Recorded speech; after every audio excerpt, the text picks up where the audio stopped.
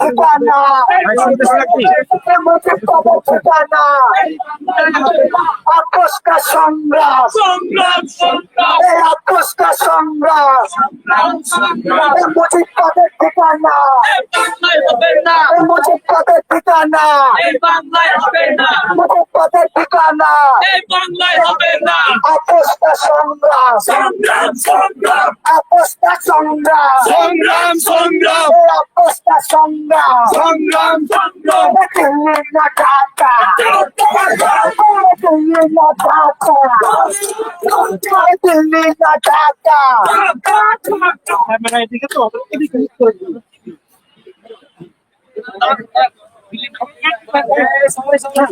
এমন জায়গায় গেলে কি আমার ফুটেজ না যাবে আমরা দিল্লি না ঢাকা দিল্লি না ঢাকা। জি প্রিয় দর্শক, আপনারা আপনাদের যারা পিজি হাসপাতালের আশেপাশে আছেন তারা এখানে যা যোগ দিতে পারেন, যদিও বেশ রাত হয়েছে। পিজি হাসপাতালের নাম এই বঙ্গবন্ধু এই যে শেখ মুজিব আপনার বিশ্ববিদ্যালয়ে করা আছে, এটা রাখা যাবে না। কারণ আমরা যেমনটা বলেছিলাম যে বাংলাদেশে শেখ মুজিব শেখ পরিবারের কোনো অস্তিত্ব এই দেশে থাকবে না। অতএব এটা একদম প্রাণ কেন্দ্র। এই জায়গাতে বসেই তারা কথিত যুদ্ধ অপরাধের নামে এই দেশে ইসলামী স্কলারদেরকে তারা ফাঁসিতে ঝুলিয়েছে, সেই স্লোগান দিয়েছে। এটা এই জায়গাটাকে তাদের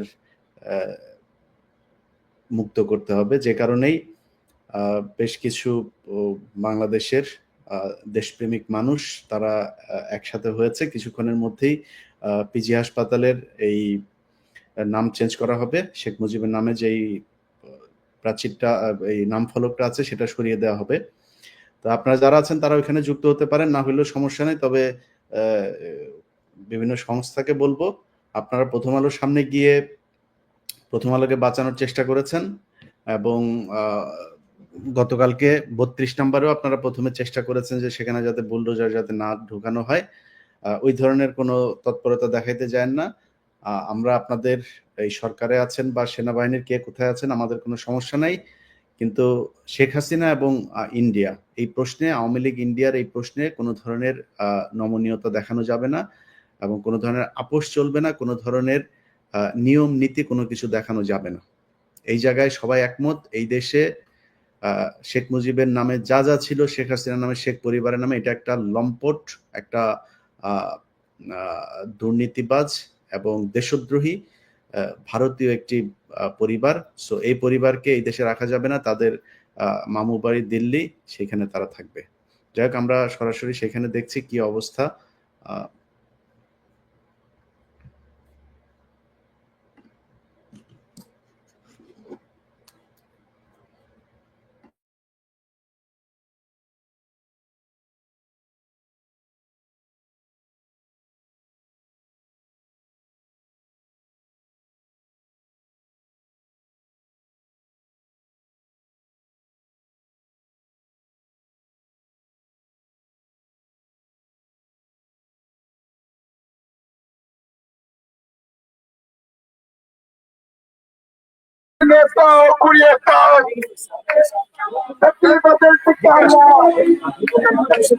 বাংলায় হবেন না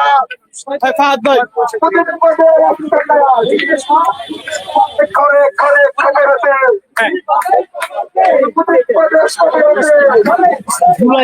স্লোগানে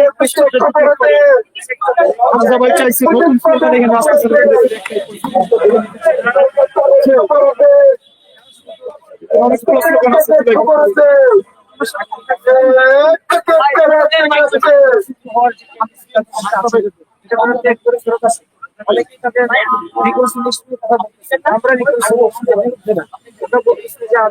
তারা যেভাবে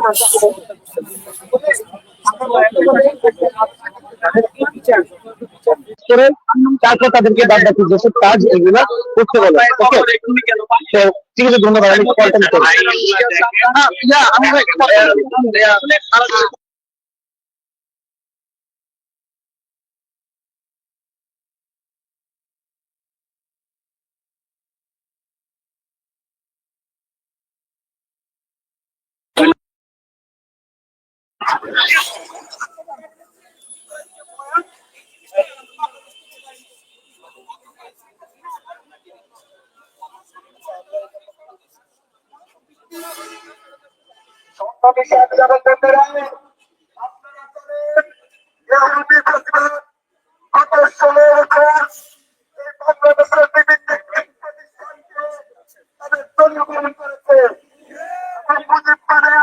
পরিণত করেছে তার প্রতিবাদে আপনারা দেখতে পাচ্ছেন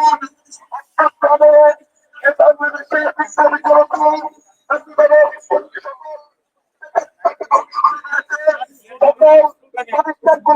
বিলুপ্ত করেছে।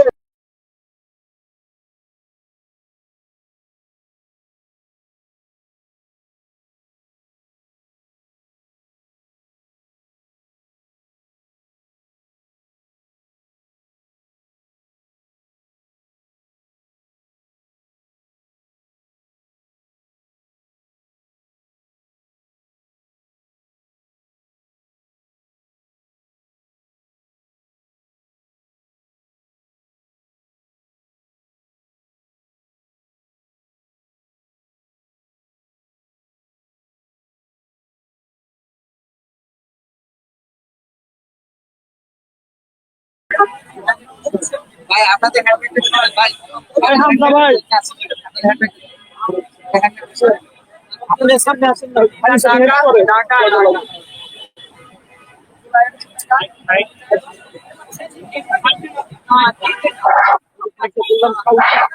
সংগ্রামী ভাই এবং বন্ধুগণ, আপনারা জানেন দীর্ঘ 17 বছর বেশিরভাগ কায়েম করে শেখ হাসিনা বাংলার আপামর ছাত্র জনতা নির্বিশেষে সকল মানুষের উপর জুলুম নির্যাতন খুনের রাজনীতি দেখিয়ে গিয়েছিল।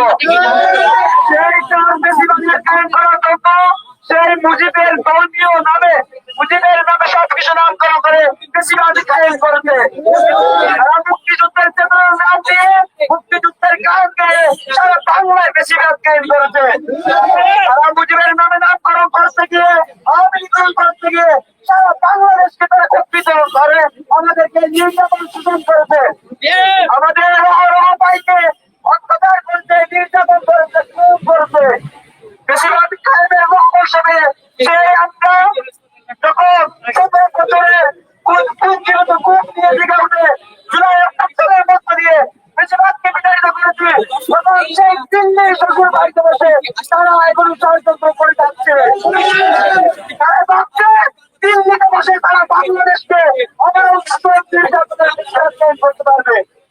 তার প্রেক্ষিতে তারা এখনো বাংলাদেশকে এখনো একটা উশৃঙ্খল পরিস্থিতি সৃষ্টি করে তাই দলের চেষ্টা করছে। সেজন্য ভারতবর্ষে বক্তব্যের নাম করে বাংলাদেশের ছাত্র জনতার মধ্যে উস্কানি দিয়ে একটি গৃহযুদ্ধ সৃষ্টির পায়তারা করছে। তারা গতকাল যেই বক্তব্য দিয়ে শেখ হাসিনা যে 2000 ছাত্র জনতাকে হত্যা করছে সেই রক্তের প্রতি তারা আমার বিশ্বাসঘাতকতা করছে। তারা বারবার বাংলাদেশ দিয়ে আমাদেরকে আবারও অত্যাচার শোষণ করতে যাচ্ছে, যার কারণে যখন শেখ হাসিনা গতকাল আবারও বক্তব্য দিয়ে দেশের মানুষের সামনে এসে দেশে আবার প্রমাণ করতে যাচ্ছে সে কোনো ভুল করেনি।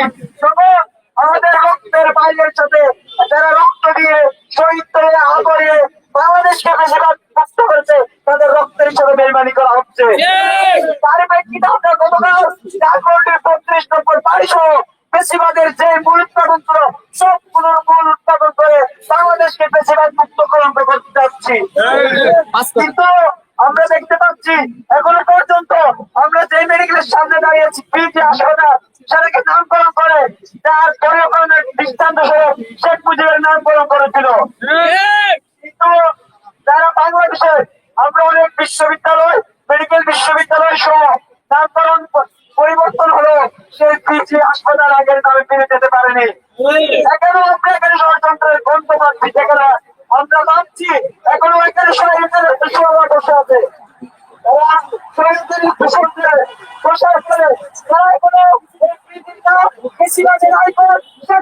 নামে রেখে দিয়েছে সরকারি ভাবে এই শেখ মুজিবের নাম পরিবর্তন করে তার পূর্বের উপর দিয়ে যেতে হবে। আপনারা কঠিন আন্দোলন করে যেভাবে চাকরকে প্রক্রিয়া করে দিয়েছি সেইভাবে শেখ মুজিবের কৃষিবাদের আইকন করে দিব ইনশাআল্লাহ। ইনকিলাব জিন্দাবাদ। ভাই ভাই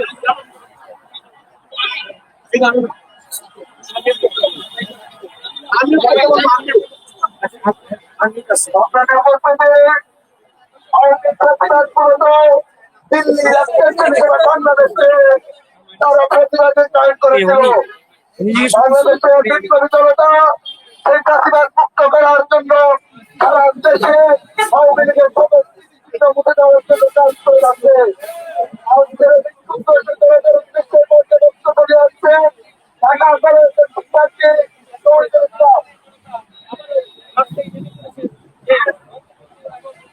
সম্মানিত উপস্থিতি, আপনারা জানেন গত ১৬ বছর যে স্বৈরাচার এই বাংলার আপামর জনসাধারণের উপরে জুলুম নির্যাতনে শৃঙ্খলা চালিয়েছে।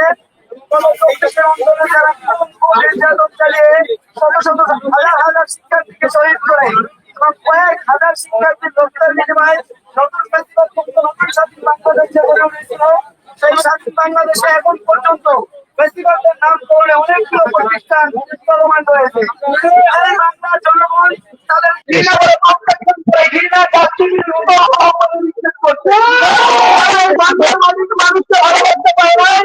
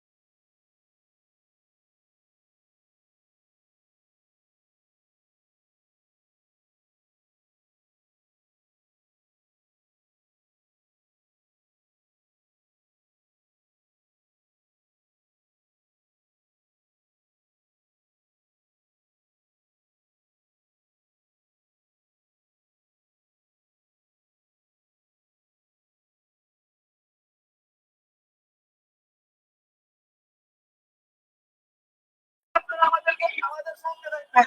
ইনকিলাব জিন্দাবাদ। ধন্যবাদ সবাইকে। সংগ্রামী উপস্থিতি, বক্তব্য নিয়ে আসছেন ঢাকা বিশ্ববিদ্যালয় বাংলা বিভাগের শিক্ষার্থী মুজাদ্দিদ আলী ইবনে মোহাম্মদ।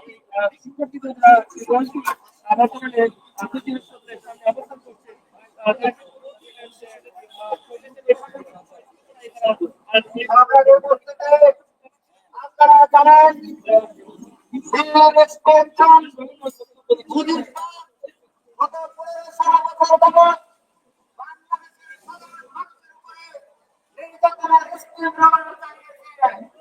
তারা নির্যাতন চালানোর জন্য আইন হিসেবে অভিবাসকে ব্যবহৃত করেছে।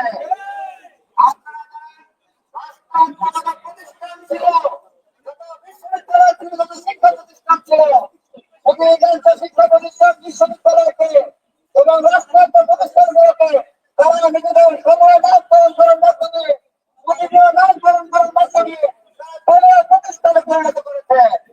আমরা আজকের এই ছাত্র জনতার উপস্থিতি থেকে সরকারের প্রতি স্পষ্ট বার্তা দিতে চাই, অনতি বিলম্বে এই হাসপাতালের নাম পরিবর্তন করে পুরাতন যে নাম ছিল প্রতিষ্ঠাকালীন নাম ইনস্টিটিউট অফ পোস্ট গ্রাজুয়েট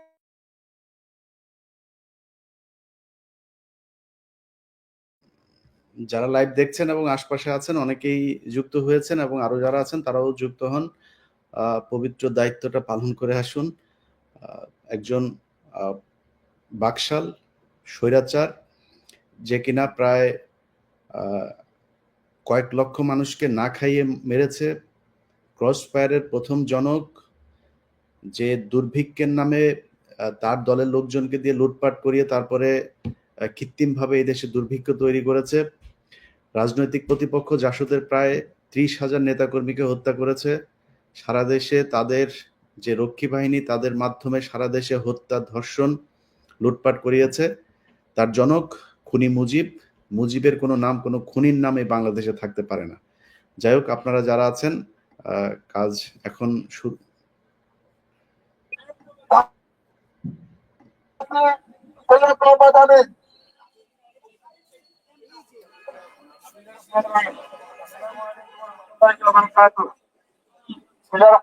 আসসালামু আলাইকুম ওয়া রাহমাতুল্লাহি ওয়া বারাকাতুহু। দেখতে পাচ্ছেন যে আপনারা দেখতে পাচ্ছেন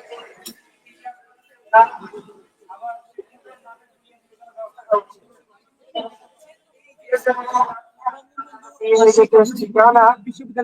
যে নাম, এটা একটা বাংলাদেশের ফ্যাসিবাদের চিহ্ন। আমি জাহিলিয়াতের মৌলিক চিহ্ন বাংলাদেশের একটা কাশের রাজত্ব কায়েম করেছিল। এই জন্য এটাকে আমরা বিনোদন প্রত্যাখ্যান করছি এবং পূর্বের নামে ফেরত নিয়ে যাওয়ার জন্য আমরা এখানে এসেছি। আর এটা নিয়মতান্ত্রিকভাবে খুব শান্তিপূর্ণ ভাবে ছাত্রযন্ত্র অবস্থান নিয়েছেন এই নাম পরিবর্তনের কর্মসূচির জন্য। কোনো বিশৃঙ্খলা নেই, কিন্তু এরপরে আমরা দেখি কিন্তু দালাল মিডিয়া এই ছাত্র জনতাকে মত বলে, উশৃঙ্খল জনতা বলে বিনিময় করার চেষ্টা করছে। তো এই ধরনের অপপ্রচার আমরা কিছুতেই মেনে নিতে পারি না। আমরা দেশবাসীকে আহ্বান করবো সেটা এসব দালাল মিডিয়া গুলোকে চিনে রাখবেন এবং এদের এসব যে বাজে এজেন্ডা, এটা কুমন্ত্রী এজেন্ডা, দালালি এজেন্ডা গুলো উন্মোচন করে দিবেন এবং আওয়ামী ফেস্টিভাল জাতীয় জিন্দাবাদ।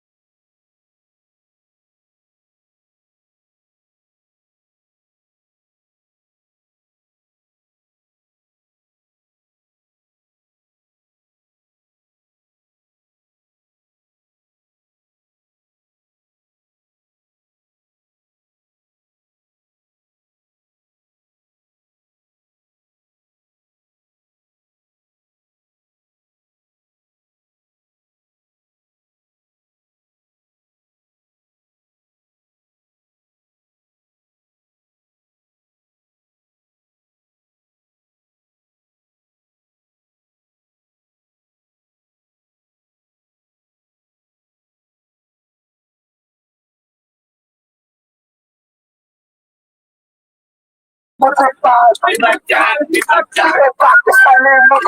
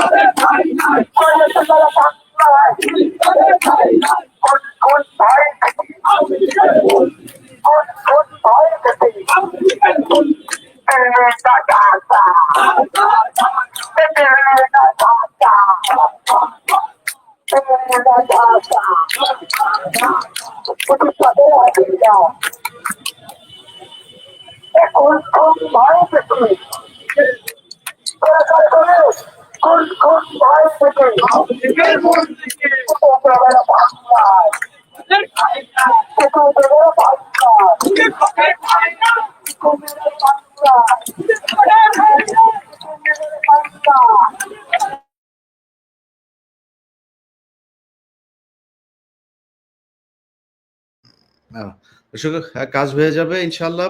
আপনারা সকালে পিজি হাসপাতালের সামনে গেলে পিজি হাসপাতালের নতুন চেহারা দেখতে পারবেন। তো এখানে সম্ভবত যতটুকু জানলাম একটা মূর্তিও আছে, সেটা ভাঙার জন্য হয়তো আরেকটু বড় কিছু লাগবে।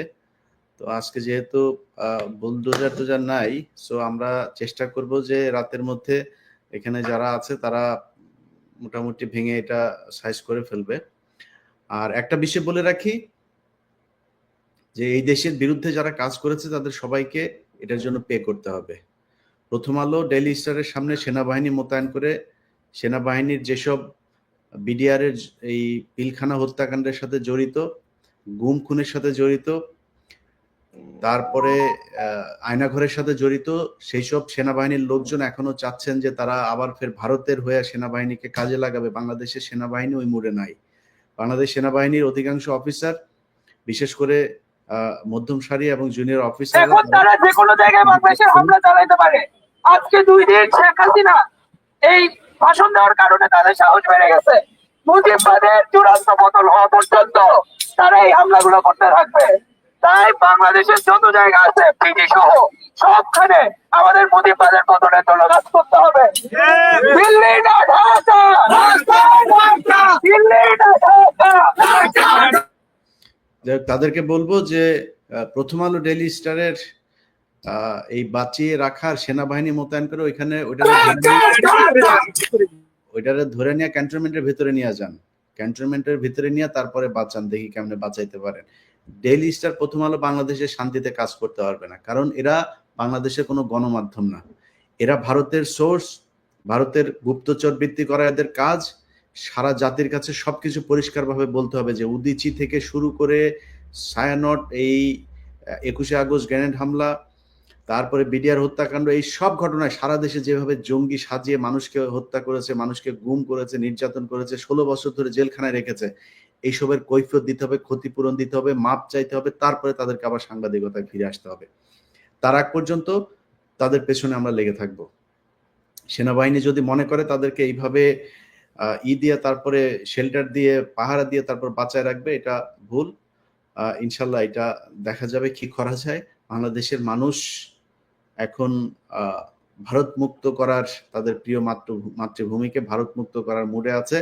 এই আমেজ থেকে তাদেরকে বের করে আনা যাবে না। যাই হোক, আপনারা দেখছেন যে আমাদের ভাইয়েরা, দেশপ্রেমিক ভাইয়েরা ওইখানে আছেন, তারা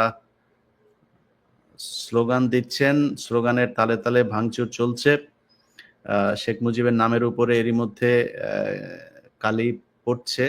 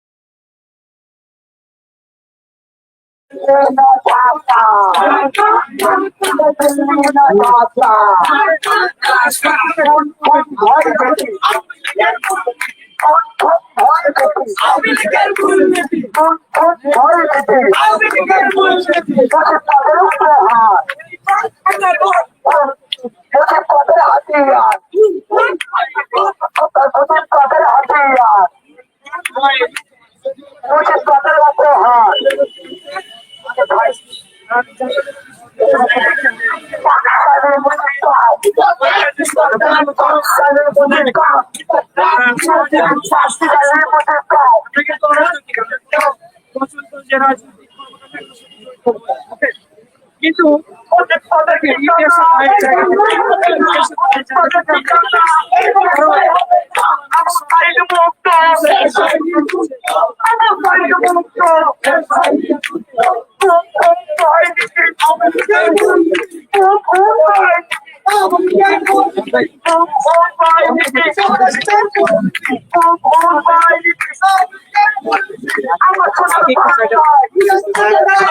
আমার সোনার বাংলায়, আমার সোনার বাংলায়, আমার সোনার বাংলায় মুজিববাদের উপহার, মুজিববাদের উপহার, মুজিববাদের উপহার,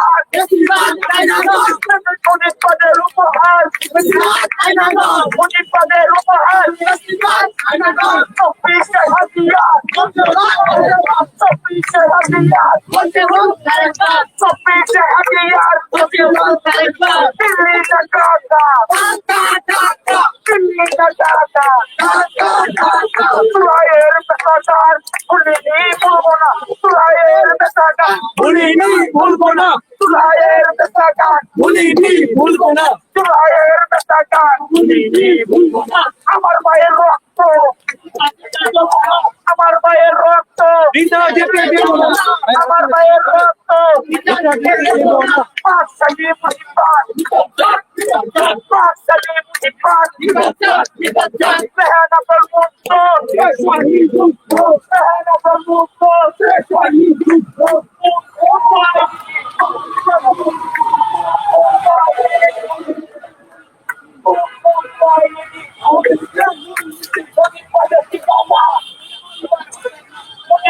ঠিকানা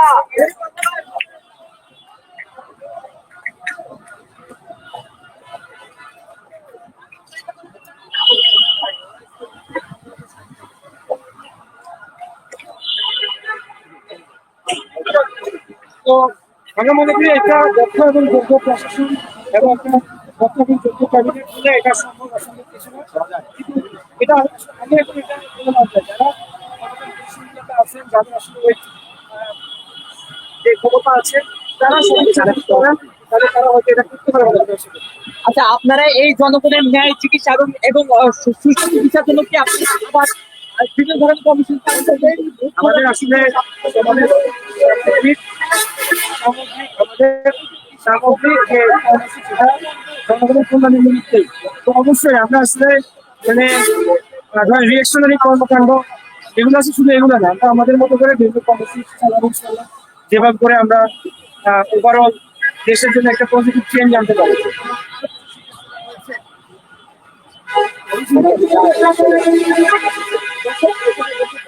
এটা বললাম যে প্রেসিডেন্টের চিহ্ন হিসেবে ওই চিহ্নগুলোকে ঘুরিয়ে দেওয়া এবং ওগুলো পরিবর্তন করা, এটা আমাদের জন্য একটা কর্তব্য মনে হয়েছে, এই জন্য আমরা এখানে আসলাম।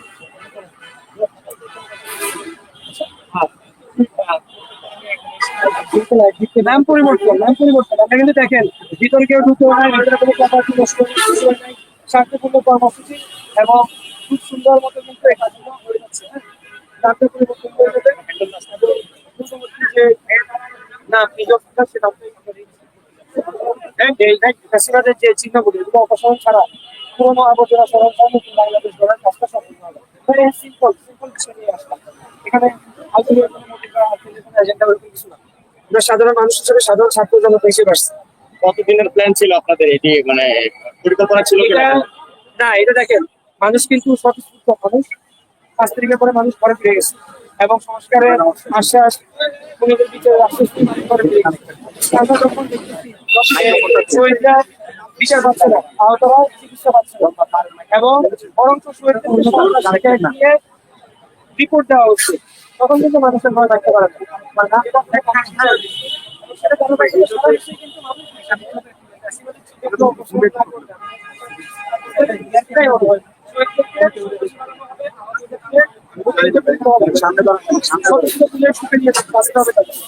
তো এটা আসলে রং কোনো প্ল্যান না। যখন জনতার পালস আমরা বুঝেছি এবং আমরা যখন অংশ হিসেবে এখানে আসছি, কোন বিষয় এখানে মানে আলটিমেট বলতে চাই এটা অনেক কিছু বুঝে আমি মনে করি না আসলে, কারণ এটা আপনারা মানুষের মধ্যে মিশতেছে, মানুষের পালস আপনারা বুঝতেছে। এই মাত্র একজন ভাই র্যান্ডমলি এসে বলতেছেন যে খুব সুন্দর কাজ হয়েছে, তো আমি ওনাকে আছে যেগুলো তখন দেখতাম এরকম। আমরা এখানে মাত্র অল্প কিছু মানুষ ছিলাম, কিন্তু এখন আপনারা দেখেন এখানে সবাই এখানে পুরো মানুষ হয়ে গেছে। এটা আসলে জনতার পালস। আমরা চাই যারা রাজনীতি করতেছেন, আরো রাজনৈতিক প্রতিষ্ঠানে যারা রাজনীতি করছেন, বিশেষ করে বড় বড় রাজনৈতিক এস্টাবলিশমেন্ট, আমরা তো আসলে কিছু সামাজিক কাজ করি, তেমন বেশি কিছু করে না, কিন্তু যারা রাজনীতি নিয়ে কাজ করে, সে পলিসি লেভেলে যেতে চান, শাসন ক্ষমতার কেন্দ্রে যেতে চান, তাদেরকে সব পদক্ষেপ নিয়ে কাজ করতে হবে। এটা কিন্তু তাদেরকে নিতে হবে। আদারওয়াইজ তাদের মানে আসলে তারা কোন দায়িত্বের জায়গা থেকে তারা আপনার ম্যান্ডেট চান, কোন ম্যান্ডেট নিয়ে তারা শাসন ক্ষমতায় গিয়ে আমাদেরকে শাসন করার যে অথরিটি, যে কর্তৃত্ব, এটা দাবি করবে। এই অন্তরাষ্ট্রীয় প্রশ্নগুলো আমরা চাই যে বড় বড় যারা ক্ষমতাসীন রাজনীতি করছেন তারা এই দায়িত্বগুলো দিক, যাতে করে সাধারণ মানুষ ঘরে ফিরে যেতে পারে।